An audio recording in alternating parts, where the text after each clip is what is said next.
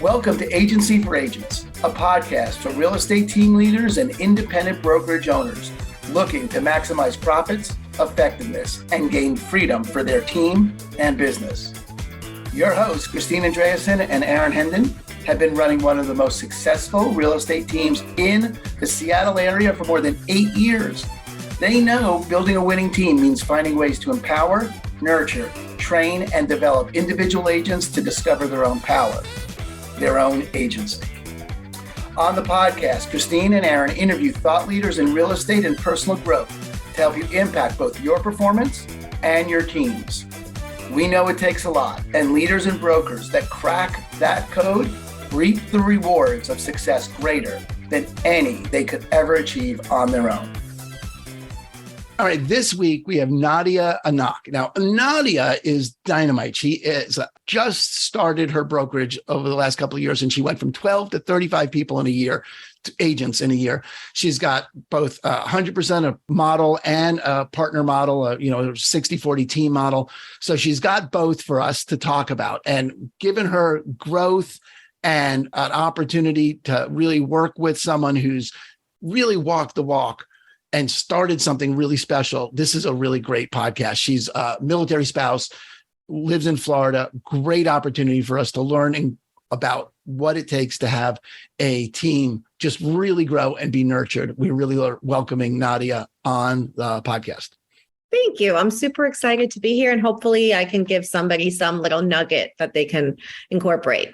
Fabulous. Thanks. Well, let's just get right into it. So give me a little bit of your, I always like to start with background, how you got into real estate, just, little touch of that space so people can hear your story a little bit. Sure. So I got into real estate, it's going to be 9 or maybe 10 years ago. I think 9. Let's just say 9. I just moved to Virginia. I am a military spouse, so I move around a lot. And when we got to, and I've always worked, and I've always had different kind of jobs. I'm a lawyer, actually. Not practicing, but I'm a lawyer. And so I've had different positions, whether in legal jobs or whatever. And so when we got to Virginia, my husband was like, well, what are you going to do now? And I was like, well, I really don't know. And I just I was trying to see if maybe I could not work for a while.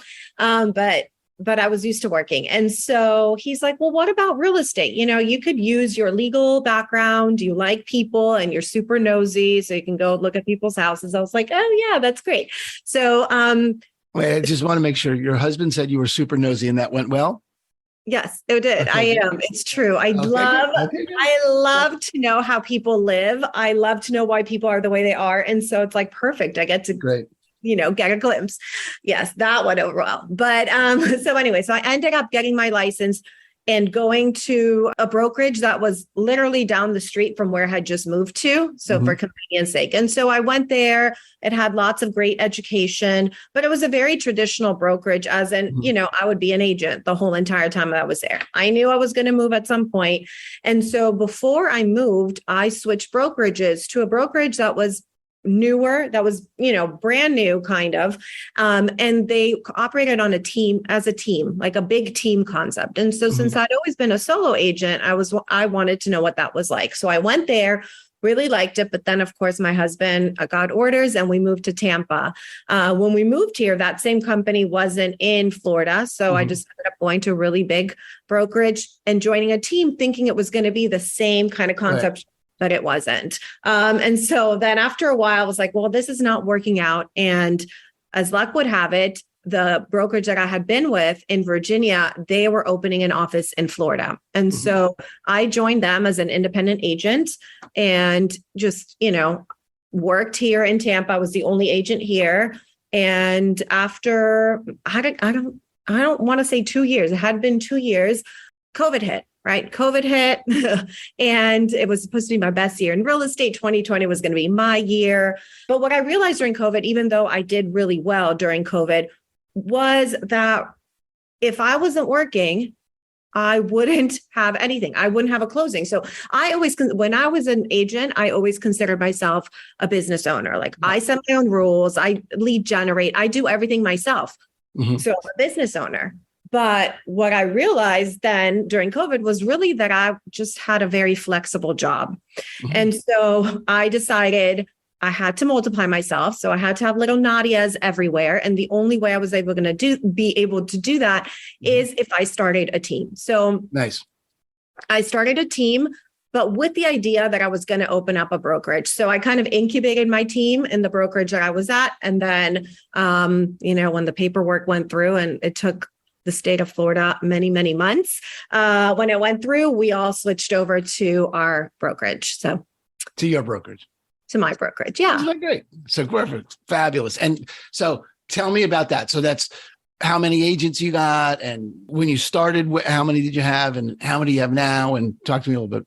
So when I made the decision that I was going to open up the brokerage, start the team, that was December 2020. In January, it was just me. January 2021, it was me. By the time we officially opened the doors in July of last year, we had, I believe, 12 to 15 agents, and we have 35 agents as of right now. So fabulous. All right. Well, that's about a year later. Yeah. There you go. All right. Well, there's the meat right there. That's what we want to hear. First of all, how did you attract 12 people to your opening? Did these people leave? So who's the big box? Just, you can give names. I just want to. The big box I had been with before was KW. Yeah. But I switched over to First Class Real Estate, which is who I had been with. And then I opened up a brokerage under their umbrella. Oh, got it. Good. So your First Class Real Estate is not your brand. It's not your franchise. It's not my brand. It's my franchise. Yeah. It's my brand. So you're a franchisor for them. Okay. Got it. Okay, good. And so you were when you moved over, you moved out from KW to First Class to open your own franchise. I moved over. I was independent agent with them. I was with KW for like a year. I was on the team that didn't work out so well.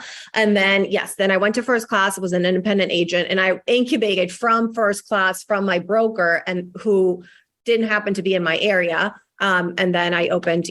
And then you opened a franchise with First Class. All right, great. And so the 12 that you started with, were they on your team before you opened, and then you just sort of split off as your own franchise? So from January until July of last year, they were on my team, and then they all came with me. And they knew from the beginning that I was open. So that was the reason they came on. Totally great. And they were people I did not know. I had only been in the Tampa area for 2 years at that point. So I didn't really know a lot of agents.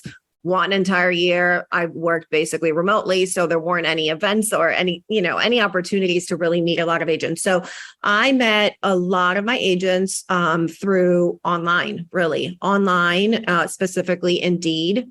.com is what I used to put out. That's one of the things that I used to put out job ads.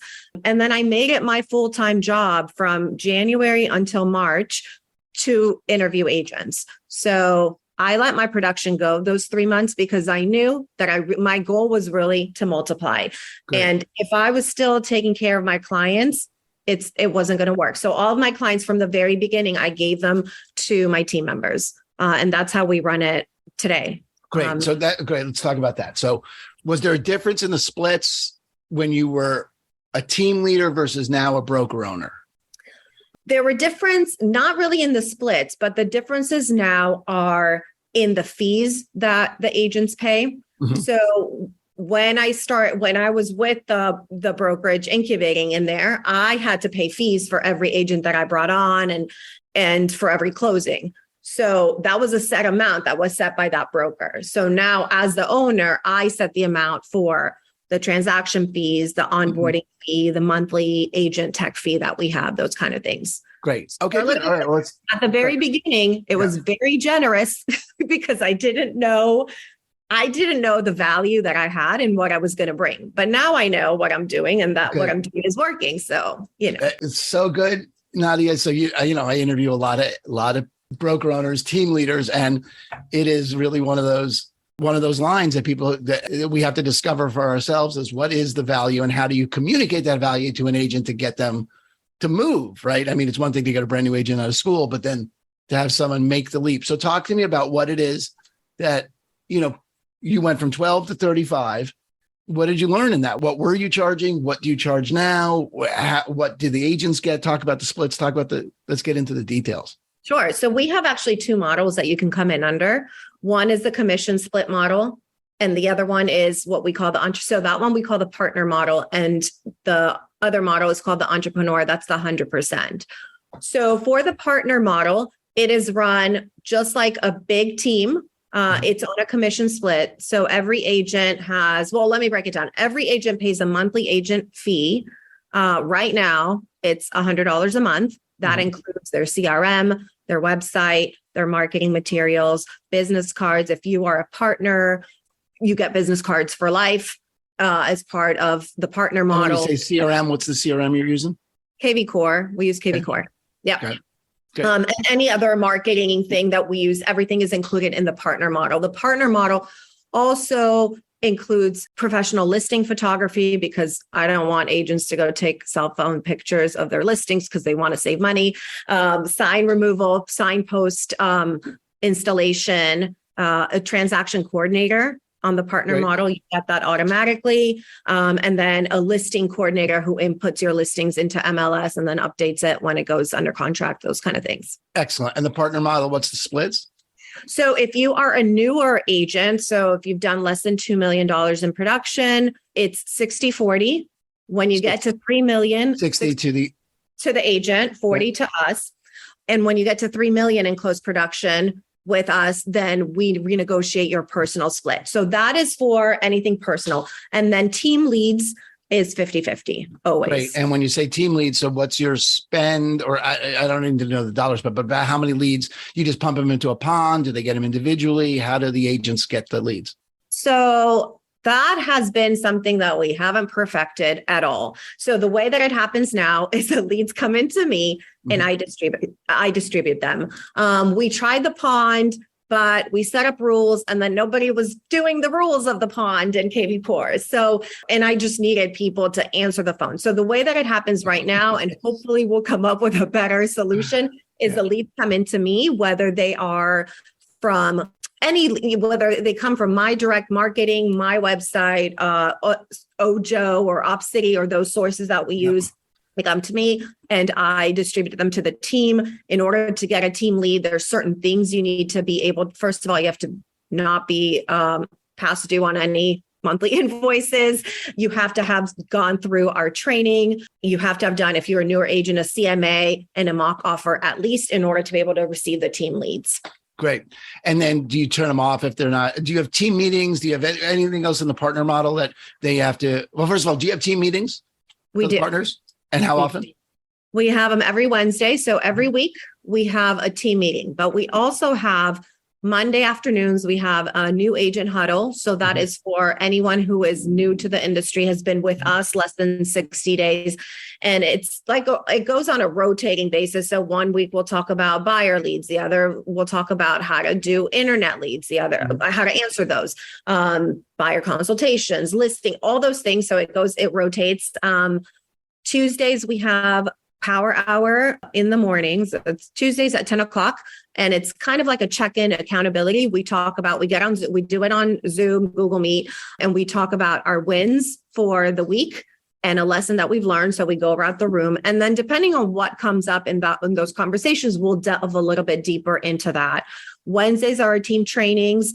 And that is Zoom and in person. So it's simultaneous. Sometimes we'll plug into the company-wide trainings if I know there's a really good agent or a broker doing a training. First class training, you mean? And then Thursday, so we have stuff almost every day. Thursdays, we have something called Level Up. And that is for a real accountability program where you have goal sheets, you turn your goal sheets in. It's always some sort of sales motivational and sales course. Yeah. And then, I'm available via Calendly. You can come in and talk to me at any time. So we have a lot of training. We have a video training series when you first train. So that's dynamite. It's so funny that we have a 3-month challenge called the Level Up 90-day challenge. It's so funny that you have that. And it's the exact same thing. It really is. It's the principles of having your business from wherever it is expand. We're going to talk offline about it because I just think I'd love to pick your brain about it. But that thing about accountability is fabulous. And that's all included in the partner model. Yes. All of that is included. Yeah. And then once they hit 3 million in a year, they start to renegotiate their split with you? It's not in a year. 3 million total. 3 million total, because it could take you a month. It could take you 2 years. We have a lot of agents that are part-time agents. The way that I see it is that I am willing to give you a higher split because I'm going to be doing less work, right? Like you're going to be at 3 million. You would have gone through a few ups and downs in real estate. You would have gone through a couple of things where you know what to do. And I am more hands off. I could be more, role of like, how can we get you to grow, but not much in the nitty gritty. So that's great. Also that's just great. Great idea. And then the 100% model, the entrepreneur model.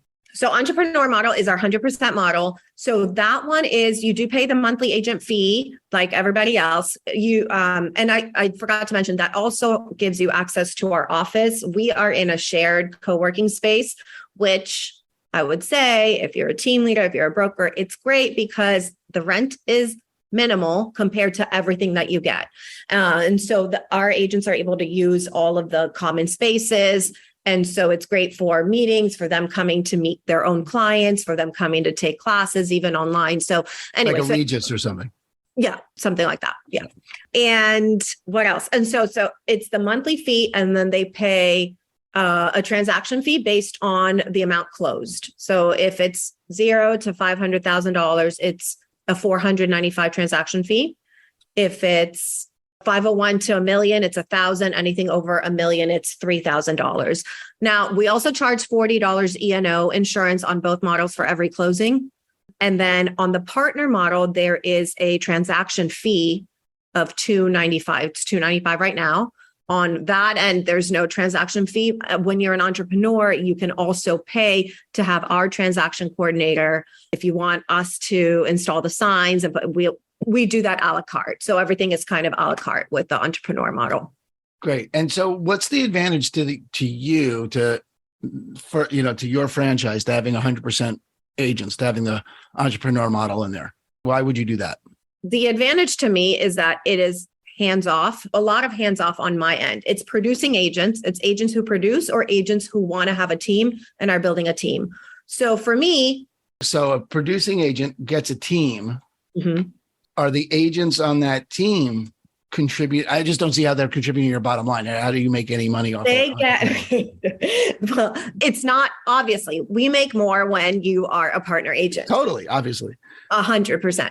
But if we had a person that had a 10-person team and did 10 closings a month with their team, we're not training, we're not doing it. I'm not doing anything. You're not doing anything. That's just free. That's just extra money that's coming into our brokerage. We also, the purpose of having that also is because we don't want our agents to leave once they're ready to go to the next level. So we don't want them to get all the training, all the stuff from us, and then be like, well, I can do this on my own. Bye. So and you're talking about the money that's $1,000 from the agents from their fee, and then whatever little bit. And then whatever they close. And then the closing fees. Okay, and good. And then you get that many more signs in town. I get, more advertising, more things, and less work on my end. So the point is to retain the agents that are, not everyone stays in the partner model. Not everyone makes it in real estate, as we all know. But the ones that do, I don't want them to leave. I want them to stay with me. And I want to be able to, that's what I really love, being able to teach them to do what I did. I feel like I did it in a short amount of time, but I've learned a lot of stuff. So I used to think I had to wait like 20 years to be an agent in order to open up a brokerage, because I thought like I needed all of that. Like I had to know all these people, but turns out I don't need it. I didn't need those many years. So the point of an entrepreneur model is to incubate the future team leaders, and basically to have not only future team leaders, but future brokerage owners that I can partner up with and help open up brokerages. So it's great.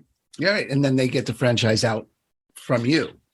Right. Yeah. Good. All right. Well, that all makes sense. That's great. It's really well thought out, Nadia. And so that's just an amazing entrepreneurial journey that all seems to have worked out. What are the biggest, where have you had breakdowns? Where have you, what'd you learn along this path? Because this is, that's a baller path you're on.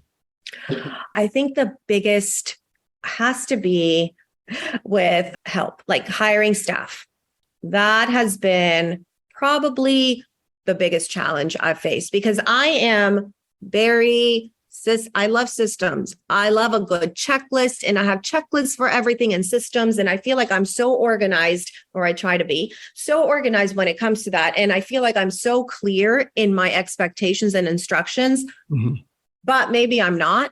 Maybe I'm not, because we've just gone through a couple of staff changes, and it's a struggle whether really do I hire someone who is very green, who I will probably not have to pay as much, but I will have to pour a lot into, and then they could leave at any time. Really, truly, they could leave at any time and then start over. Or do I hire someone that's more, has a little bit more experience, is going to require a little bit more of a salary, expect more of a salary, but they also come with whatever they come with, their baggage from other places, unlearning, learning. So that has been, I think, the biggest struggle. Like, am I ready to hire somebody? How do I know if I'm ready to hire someone? Do I have enough money? How much money do I have to pay this person? And what happens if they don't work out? Basically, it's just like when you pay for leads and then none of those leads convert, you're just kind of throwing stuff away. So that, I think, has been the hardest part of this.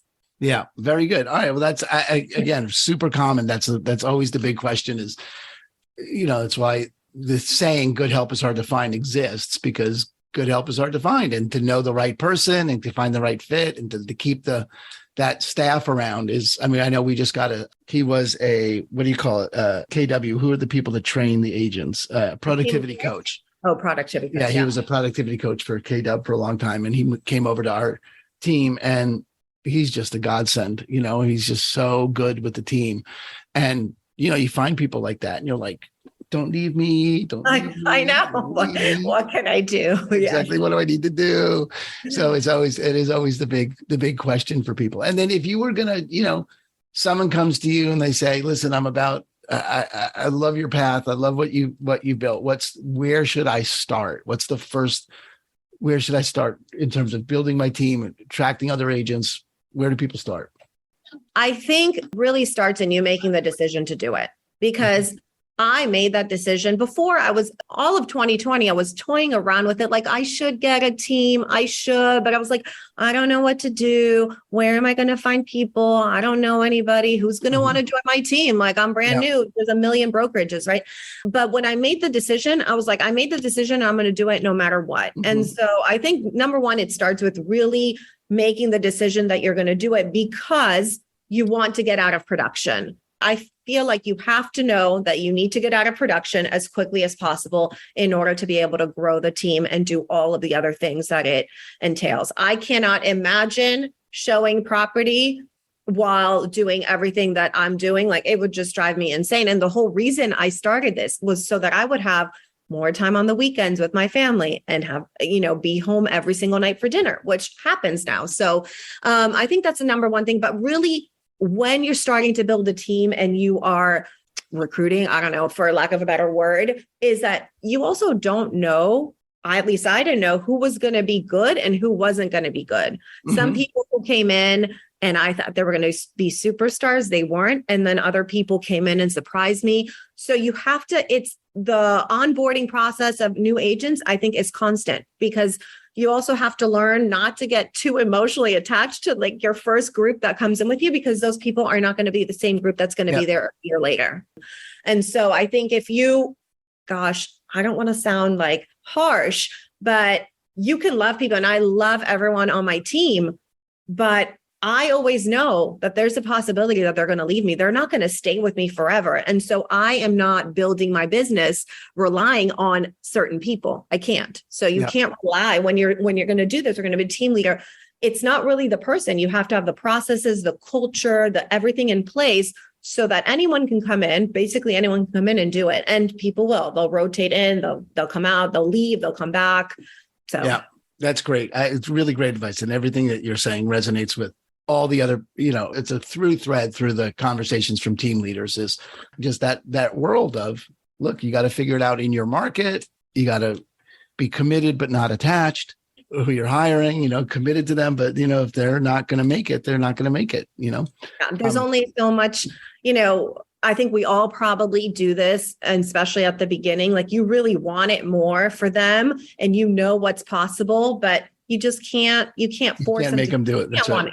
You can't want it more than they want it. Yeah, very good. Yeah, it's great. All right. Well, tell me, the last question I always like to wrap with is, what are you reading? What should we read? What's a book recommendation? Oh, gosh. Okay. So I am rereading The 7 Levels of Communication by Michael Mayer. Excellent. Oh, Mayer. Okay. I say Mar. Okay. It could be. I don't know. I don't know him personally. So I don't know. I've only read the name on the book cover. So very cool.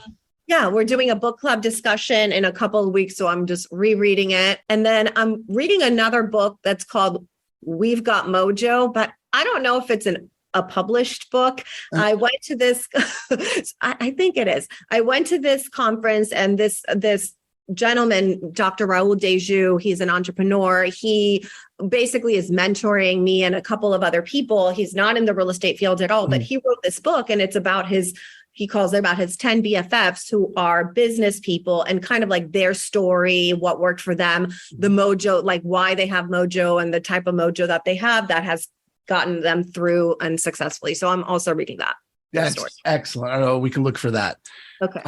Fabulous, Nadia. Well, I just really do appreciate you taking the time out and sharing what's working, what hasn't worked, so that other people other agents that are out there that are looking to start a team, looking to build their team, looking to grow their brokerage, have the insights and can learn from what you did. So thank you so much.